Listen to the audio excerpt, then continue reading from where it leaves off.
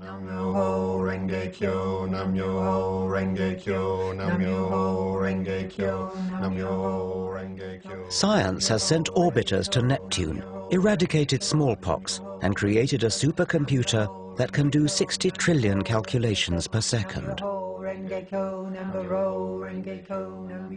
Science frees us from superstition and dogma and enables us to base our knowledge on evidence. Well, most of us. Previously, I've explored how organized faith and primitive religious values blight our lives. You take the women and dress them like whores on the street. I don't dress women, they dress themselves. No, but you allow it as a norm.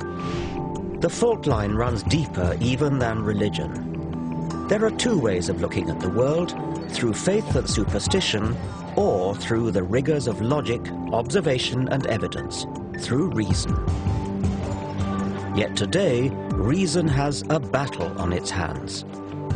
I want to confront the epidemic of irrational, superstitious thinking. Would you understand somebody on the spirit side with the name Charles? I believe that I give... You really believe it? I believe absolutely. Seriously, 100% that it's true, because it's been proven to me against my rationality. It's a multi-million-pound industry that impoverishes our culture. Astrology leans toward the divine and the sacred, words which I know you don't like very much. And throws up New Age gurus who exhort us to run away from reality. The tree-ness is the spiritual quality.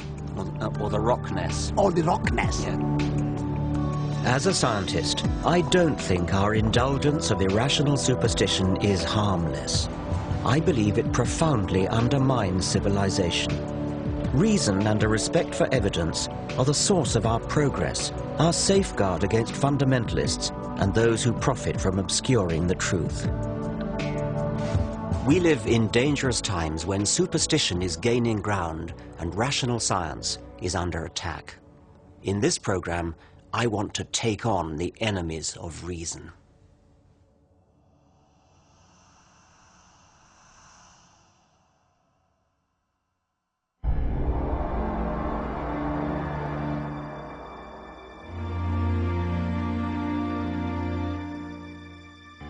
"300 years ago, in the Age of Enlightenment, scientists and philosophers from Galileo to David Hume had the courage to stand up for intellectual principles and reason. The rational science they pioneered has given us tangible benefits. Everything from antibiotics to electricity, sewage systems to sat-nav. And it's not just material progress. Increased life expectancy, health and leisure provided by modern medicine and industrial technology have given more people more time than ever before to educate themselves, express their creativity, and ponder existence. And yet, into this better world that reason has built, primitive darkness is coming back, a disturbing pick and mix of superstitions.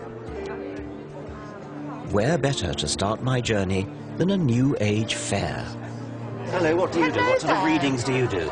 All kinds. I do the tarot, Yeah. And then I also do the crystal ball. This is George.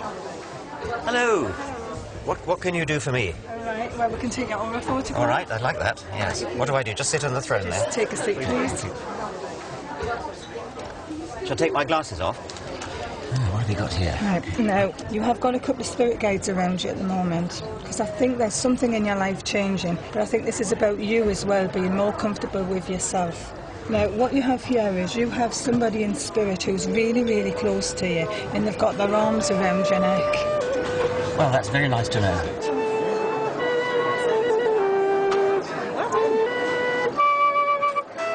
All these people reap the rewards of science and reason, but many here revel in a foggy suspicion of scientific thinking. Okay, so you could teach me how to use my psychic energy. Yes. Is that the idea? Yes. You can rely much better on that than on your head. Irrationality is woven into the fabric of modern life. We unthinkingly indulge unscientific delusion. I'm the rather schizophrenic Gemini. Aquarius. Pisces. Astrology is so pervasive that just about everyone has been indoctrinated with the alleged character of their star sign. They're fiery, a bit unreliable, they love traveling, they're very expansive, they're quite spiritual. Loyal, spend too much money, good leader.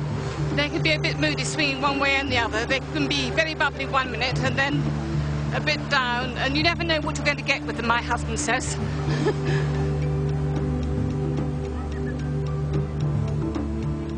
A full quarter of the British population claim to believe in astrology.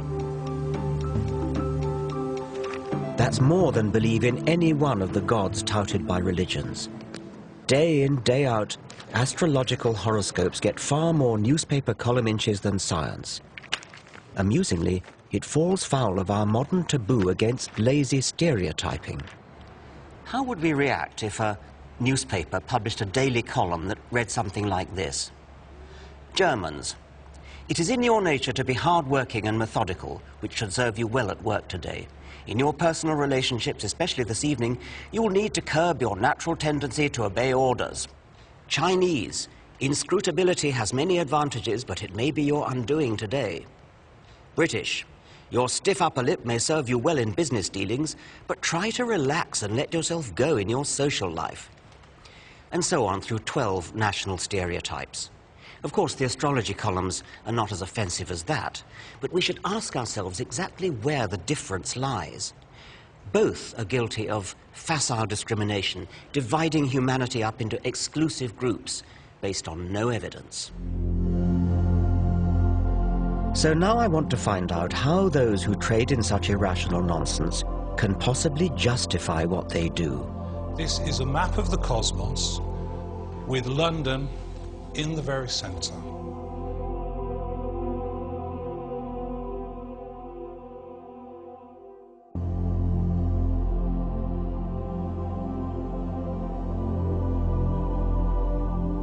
I always thought that by the 21st century, science and reason would have long since cleaned up. And yet every day of the week, we're encouraged to retreat into the fog of the superstitious past. Astrology is a primitive belief system made into elaborate pseudoscience. It arrogantly makes humans the focal point of the universe. The movement of planets is supposed to signify petty developments in our career or love life. It was developed in the 2nd century AD by the philosopher Claudius Ptolemy and has not moved on since, despite the discovery of new planets and despite a shift in the Earth's rotational axis that has thrown Ptolemy's zodiac out by 23 degrees. You could ask a question. You could say, who has stolen my money? It never made sense when it was first invented, and it makes even less sense now. Reel it off as though you mean they get it right. Do you think there's an actual physical influence of the planets that somehow beams down and influences people? I think it's very hard to see that. I think if you try to understand astrology as a causal agent, right, I think that's hard to imagine how that would happen. I think you have to look at the planets as signifiers. When you look at the movement of Saturn around the zodiac, it's a very strong signifier of what's going on in individual lives. I don't even understand how they could possibly be signifiers. I mean, how could the rise of Saturn possibly be a signifier for something that's going on physiologically in a person's body? The position of planets in the signs of the zodiac. This is what you keep coming back to ask me. How could it possibly work? Yes. And I've told you, I don't know. It's a deep, dark mystery. What isn't a deep, dark mystery is why the trite vagaries of newspaper horoscopes seem to chime with readers. Psychologists have identified what's known as the Barnum effect, whereby people tend to believe statements are accurate for them personally, when in fact they're general enough to apply to anyone.